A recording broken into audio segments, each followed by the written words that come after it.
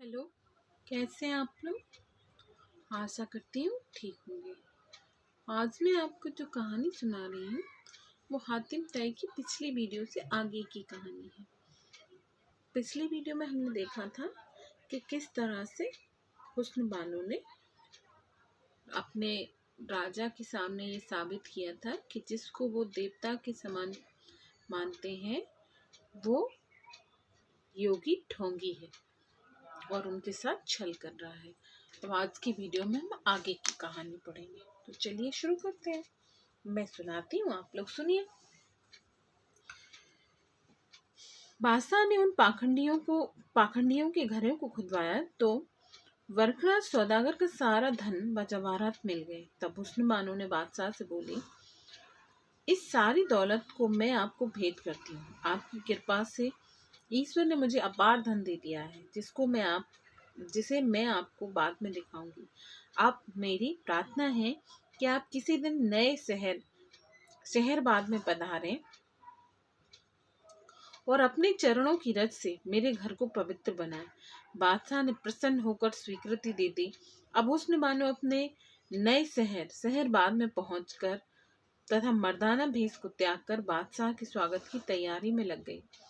2-4 दिनों में ही भली प्रकार से शहर सजाया गया। 5वें दिन बादशाह के आने का संदेश मिला तो बड़ी सजधज और उत्साह के साथ हुस्न बानो उनकी अगवानी के लिए मार्ग में जा पहुंची और बड़ी प्रतिष्ठा पूर्वक उन्हें नगर में ले आई। फिर ऊंचे आसन पर बिठाकर तथा हीरे जवाहरात से कई थाल बादशाह को भेंट किए। तत्पश्चात हुस्न बानो ने मोहर असरफियों से भरा हुआ खजाना बादशाह को दिखाया और बोली, आप अपने वजीर को आज्ञा दे दें कि वह इस सारे धन को शाही खजाने में ले जाकर रखवा दे। यह सुनकर बादशाह ने वजीर को आज्ञा दी और वजीर ने नौकरों से कहा कि इस संपूर्ण धन को गाड़ियों में भरकर ले चलो। वजीर की आज्ञा अनुसार नौकरों ने जैसे ही खजाने को हाथ लगाया वैसी ही सारी दौलत बिच्छू सांप बनकर सरकने लगी। तब तो सबको बड़ा अचंभा हुआ। बादशाह हुस्न बानो से बोले, हे बेटी, यह धन ईश्वर ने तुझे दिया है। यह धन और किसी के काम का नहीं, इसीलिए तू ही इसका उपयोग कर। हुस्न बानो बोली, सरकार मैं इस धन को परमेश्वर की राह में लगाऊंगी। बादशाह ने कहा, इससे अच्छी बात और क्या होगी बेटी, तू इसे ईश्वर की राह में लगा दे। हुस्न बानो को समझाकर बादशाह वहां से विदा लेकर अपने शहर में आ गए और हुस्न बानो की दान पुण्य करना आरंभ कर दिया। उसने राहगीरों के लिए विश्राम का एक बहुत आलीशान मुसाफिर खाना बनवाया जिसमें थके हारे मुसाफिर आकर आराम करते। गरीबों को भोजन भी मिलने लगा। इसके अलावा सैकड़ों कुएं, तालाब, बाग बगीचे तैयार कराए, प्याव भी बनवाए। जो कोई दीन दुखी आशा करके आता वह हुस्न बानो के द्वार से निराश नहीं जाता था। ऐसा करने से उसका यश दूर दूर तक फैल गया। वह सातों सवाल यहाँ भी उसके द्वार पर टांग रखे थे।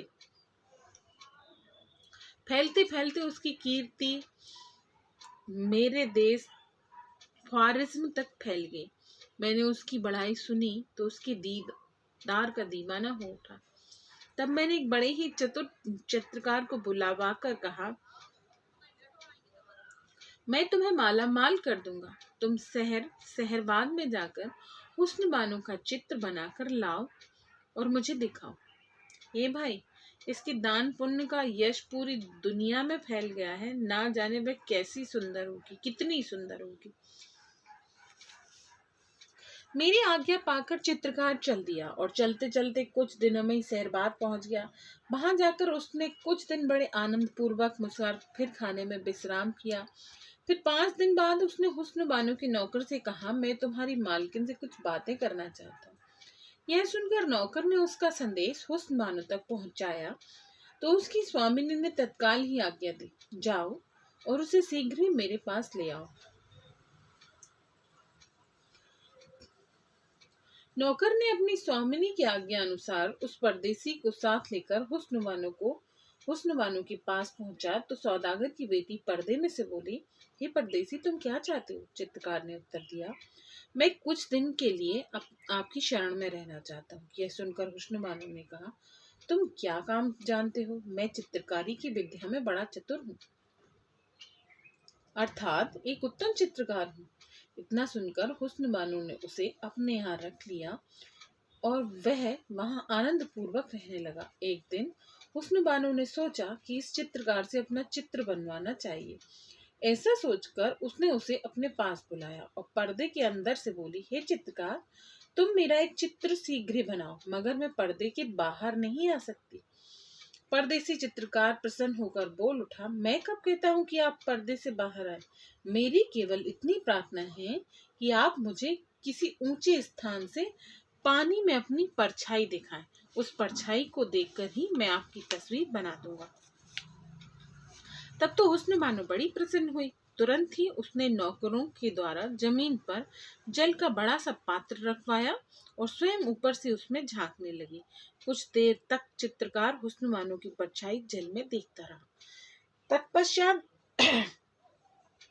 वह एकांत स्थान में जाकर चित्र बनाने लगा। कुछ ही दिनों में उसने 2 चित्र बनाकर तैयार किए, जिसमें से उसने एक चित्र तो अपने पास रखा और दूसरा चित्र उसने हुस्न बानो के पास पहुंचा दिया। चित्र को देखकर हुस्न बानो बड़ी आनंदित हुई और चित्रकार को बहुत सा इनाम दिया। कुछ दिनों बाद वह चित्रकार वहां से विदा लेकर चल दिया और जल्दी ही वह मेरे पास आ पहुंचा। फिर उसने हुस्न बानो का चित्र मुझे दे दिया। चित्र पर दृष्टि पड़ते ही मैं बेहोश हो गया और जब मुझे कुछ समय बाद होश आया तो मैंने चित्रकार को इनाम देकर विदा किया। उस चित्र को देखकर मैं हाय प्यारी चिल्लाने लगा। हुस्न बानो की विरह में मैं इतना पागल हो गया कि एक दिन आधी रात को बिना माता पिता से मिले ही योगी का वेश बनाकर घर से निकलकर चल दिया। शहरवाद का मार्ग पकड़ लिया। चलते चलते अपार विपत्ति उठाता हुआ मैं बहुत दिनों के पश्चात शहरवाद पहुंच गया। परंतु वहां पहुंचकर जब मैंने अन्न व जल पान नहीं किया तो यह खबर सारे शहर में फैली और फैलते ही फैलते हुस्न बानो तक भी पहुंची कि एक नया मुसाफिर आया है जो ना तो अन्न ग्रहण करता है न जल, वह किसी से बोलता भी नहीं है। यह सुनकर हुस्न बानो ने मुझे अपने पास बुलाया और पर्दे के पीछे खड़ी होकर पूछा, हे मुसाफिर, तुम अन्न जल ग्रहण क्यों नहीं करते और ये योगी का वेश क्यों बनाया है? मैं बोला, मुझे दाना पानी नहीं स्वाता, तुम्हारे चित्र ने मुझे पागल बना दिया है। मैं योगी नहीं वियोगी हूँ। मैं तुम्हारे साथ विवाह करना चाहता हूँ। हुस्न बानो हंसकर बोली, जो मेरे 7 सवालों के जवाब देगा मैं उसी के साथ विवाह करूंगी, नहीं तो जीवन भर कुंवारी रहूंगी। बिना सवालों के जवाब दिए कोई मेरे रोम को भी नहीं देख सकता। यह सुनकर मैंने पूछा, वह 7 सवाल कौन कौन से हैं?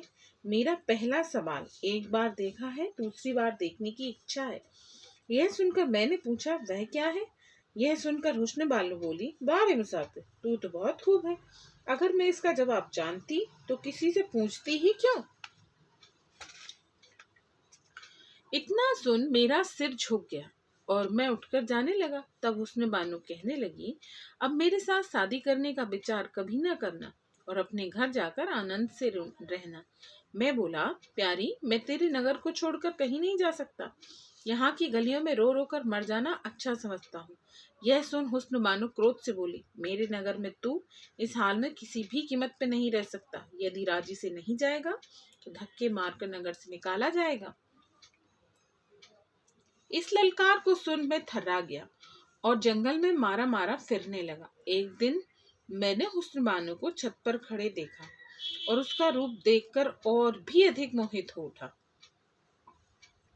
इसी प्रकार मेरे बाद भी सैकड़ों शहजादे ब्याह की इच्छा से हुस्न बानो के पास गए और उसके सवालों को सुन सुनकर निराश होकर चले गए, मगर मैं उसके वियोग में यहीं भटक रहा हूँ।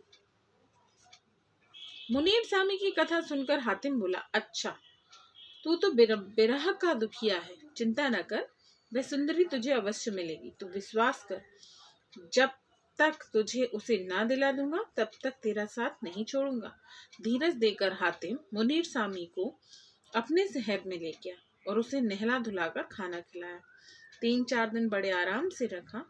फिर हातिम ने कहा, मेरे मित्र मुनीर सामी, अब मैं जल्दी ही तेरे दुख का दूर करने का प्रयत्न करूंगा। ऐसा कह अपने खास नौकरों को बुलाकर उसने समझाया, देखो भाई, मैं इसके साथ इसका काम पूरा करने जा रहा हूँ। जब तक मैं ना लौटूं तब तक मेरी प्रजा किसी प्रकार का दुख ना पाए और कोई भी दीन दुखी मेरे द्वार से विमुख ना जाए।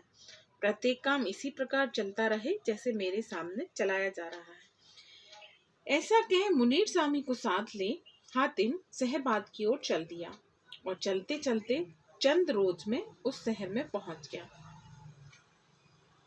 हुस्न बानो के गुलाम जो इसी काम पर नियुक्त थे, उन दोनों को मुसाफिर खाने में ले गए और बहुत आदर पूर्वक उत्तम भोजन कराया। फिर कुछ समय पश्चात उसके सामने मोहरे और बहुत सा धन रखा और कहा, यह धन रख लीजिए, हमारी मालकिन की तरफ से भेंट समझिए।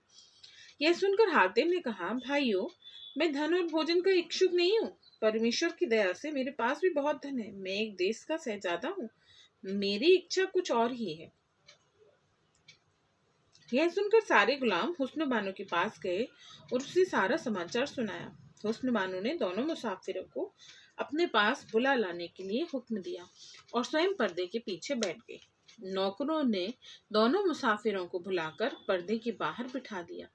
तब हुस्न बानो ने पूछा, हे मुसाफिरों, तुम कौन हो और क्या चाहते हो? हातिम ने उत्तर दिया, मैं मुल्क यमन का शहजादा हातिम हूँ और मेरा यह साथी ख्वारिज्म का शहजादा मुनीर सामी है, जो तुम्हारे विरह में बेचैन है।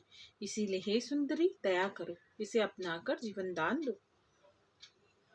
ऐसा कदापि नहीं हो सकता कि किसी अनजान पुरुष को मैं अपनी शर्तों को पूरा किए बिना अपनी सूरत दिखाऊं। हाँ, जो कोई मेरे सातों सवालों के सही जवाब देगा उसी को मैं अपनाऊंगी, उसी के साथ शादी करूंगी।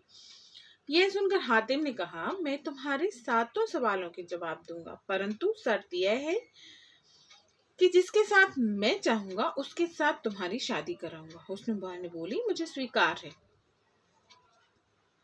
तब हातिम बोला, बताओ तुम्हारा पहला सवाल क्या है? दूसरा सवाल तब पूछूंगा जब पहले सवाल का जवाब दे दूंगा। हुस्न बानो ने कहा, पहला सवाल यह है कि एक बार देखा है, दूसरी बार देखने की इच्छा है, इसका जवाब दो। मैं भी दूसरा सवाल तभी बताऊंगी जब पहले सवाल का जवाब ले लूंगी। अच्छा सुंदरी, मैं सवाल के जवाब की तलाश में जाता हूँ और अपने साथी मुनीर सामी को तुम्हारे शहर में छोड़ता हूँ। जब तक मैं ना आऊं तब तक इसे अच्छी तरह रखना, यह किसी प्रकार से दुखी ना रहे। हुस्न बानो से निवेदन कर मुनीर सामी को शहरबाद में छोड़कर परोपकारी हातिम वहां से चल दिया। अब हम जो अगला वीडियो बनाएंगे उसमें हातिम ने कौन सा सवाल, जो उसका पहला सवाल था, पहली बार देखा है, दूसरी बार देखने की चाहत है, इस सवाल का जवाब ढूंढेंगे। तो चलिए, ओके बाय, नेक्स्ट वीडियो में मिलते हैं।